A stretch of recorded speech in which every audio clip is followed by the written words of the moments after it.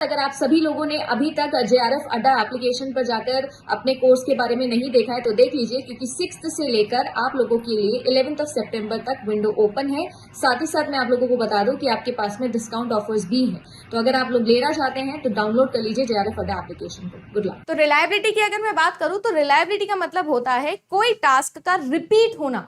जो चीज जितनी बार रिपीट होगा उतना अच्छा उसका रिलायबिलिटी होता है। कोई भी एक टेस्ट आपने आज कंडक्ट किया, फिर आपने 3 दिन बाद कंडक्ट किया, तो आपके जो रिजल्ट्स है वो सेम आने चाहिए, तब तो हम उस टेस्ट को, उस चीज को क्या मानेंगे, रिलायबल। नहीं तो हम नहीं मानेंगे रिलायबल। जो चीज अपने आप को रिपीट करती है, जो चीज कंसिस्टेंट इन नेचर है, उसे हम लोग रिलायबल बोलते हैं। बस रिलायबिलिटी के आप लोगों के पास में कई प्रकार होते हैं, जैसे कि आप लोग स्क्रीन पर देख रहे हो। एक जिसको हम लोग कहते हैं टेस्ट रीटेस्ट रिलायबिलिटी, एक जिसको हम कहते हैं इंटर रेटर रिलायबिलिटी, एक जिसको हम कहते हैं पैरेलल फॉर्म्स ऑफ रिलायबिलिटी, एक जिसको कहते हैं स्प्लिट हाफ, और एक जिसको हम कहते हैं इंटरनल कंसिस्टेंसी। अब मैं जल्दी से आप सभी लोगों को इनको शॉर्ट में बता देती हूँ, सो दैट आप लोगों को हमेशा यही चीज याद रखनी है, ट्रिक वाइज याद रखेंगे।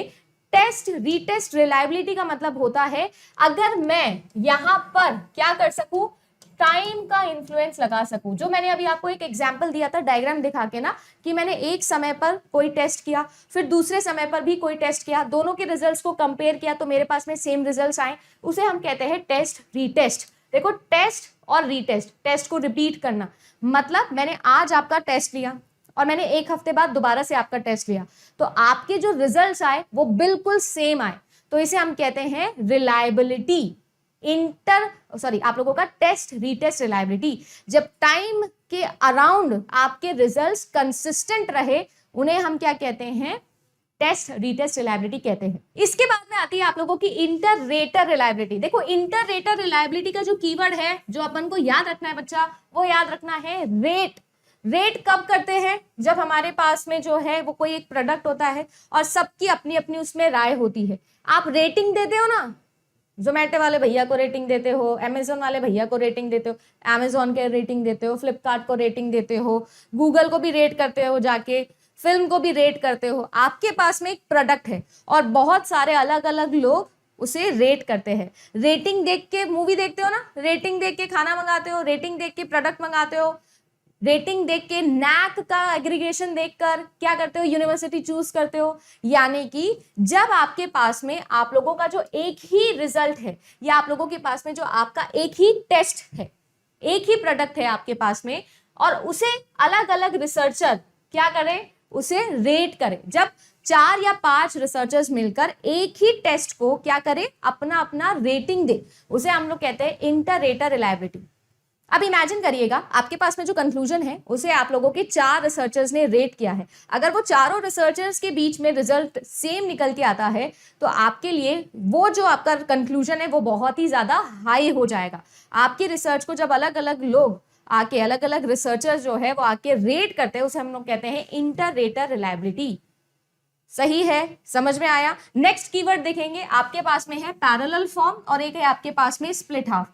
दोनों में एक छोटा सा डिफरेंस होता है, बाकी ऑलमोस्ट ये सिमिलर होते हैं। कैसे, अभी देखो समझाती हूं। इमेजिन करिएगा कि आपके पास में एक ऐसी सिचुएशन है कि आपने क्या करना था, आपके पास में स्कूल में 50 बच्चे हैं जी। क्या है जी, 50 बच्चे हैं, 50 स्टूडेंट्स है। अब एक सिनेरियो ऐसा हो सकता है कि आपने इन 50 स्टूडेंट्स को 2 ग्रुप्स में डिवाइड कर दिया। ये हैं आप लोगों के 25 स्टूडेंट्स और ये हैं आप लोगों के 25 स्टूडेंट्स। आप लोगों के पास में मैथ्स का एक टेस्ट हुआ था, यूनिट टेस्ट होता है ना बचपन में, याद आ रहा है क्या, जब तुम छोटे बच्चे थे, याद है क्या, मैथ्स का टेस्ट होता था मैम, है ना, यूनिट टेस्ट होता था मैथ्स का। अब ये जो टेस्ट था, इसके अंदर मान लीजिए कि 100 सवाल आप लोगों से पूछे गए, 100 MCQs थे। सही है। अब हुआ क्या सिनारियो, मान लो कि एक ऐसी सिचुएशन आ सकती है जिसमें ये 100 MCQ सबसे पहले ये 25 बच्चों ने दिए, और फिर ये सेम MCQ अलग दूसरे वाले 25 बच्चों ने दिए। ये क्या था, ये पपलू ग्रुप था, और ये कौन थे, ये चपलू ग्रुप्स थे। सही है, ये चपलू की गैंग थी, ये पपलू की गैंग थी। 2 गैंग्स में आपने 50 स्टूडेंट्स को डिवाइड कर दिया। पहले 100 सवाल इन्होंने सॉल्व किए, फिर इन्होंने सॉल्व किए। अगर ये दोनों सेम समय पर, टाइम क्या है, सेम है, सेम टाइम पर अलग अलग ग्रुप के अंदर अगर ये सवाल जवाबी चल रही है, तब हम इसे क्या बोलते हैं, तब हम इसे बोलते हैं स्प्लिट हाफ। क्या बोलते हैं जी, स्प्लिट हाफ इसे हम लोग बोल देते हैं। किसी को कोई दिक्कत है? अब आप बोलोगे कि मैम ये जो आप लोगों का पैरेलल फॉर्म होता है वो कैसे डिफरेंट होता है? अब हमारे दिमाग में ये भी सवाल आएगा। देखो एक सिचुएशन ऐसी आएगी, इमेजिन करिएगा कि आपने क्या किया, आपने इंडिपेंडेंट नहीं डिपेंडेंट रिजल्ट्स पे काम किया। सारे के सारे लोग जो है वो पहले ये वाला टेस्ट दिए, फिर इसी टेस्ट का दूसरा फॉर्म यानी क्वेश्चंस मैंने डिवाइड कर दिए थे दो अलग अलग सेट में। तो पहले सेट दिया, फिर थोड़े समय के बाद में दूसरा जो आप लोगों का सेट था वो दिया सेम स्टूडेंट्स ने, तब हम उसे कहते हैं पैरेलल फॉर्म्स। पैरेलल फॉर्म को इक्विवेलेंट फॉर्म भी बोला जाता है।